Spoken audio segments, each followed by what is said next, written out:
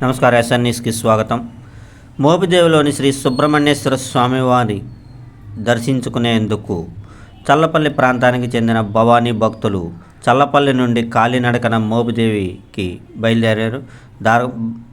మార్గమధ్యంలో ఆ భవానీలతో పాటు గోవిందస్వామి కూడా 4 అడుగులు వేయటం జరిగింది.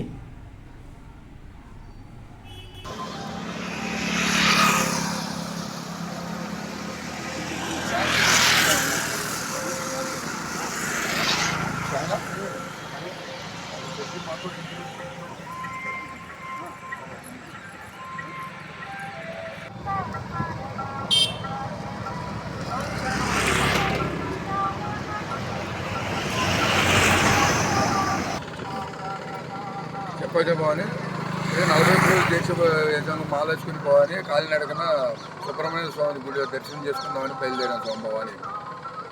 ఎంతమంది భవానీ? భవాని ఒక 10 మంది దాకా వెళ్ళాం స్వామి. మా భవానికి కొంతమంది ముందు వెళ్ళారు.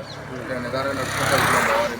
అంటే వారం వెళ్దామనే లేకపోతే ఒకరోజు మళ్ళీ మాకు రేపు జ్యోతులు ఉన్నాయి కదా స్వామి, శనివారం ఈలోగా సోమవారం దర్శనం చేసుకుని రేపు 14 జ్యోతులు స్వామి.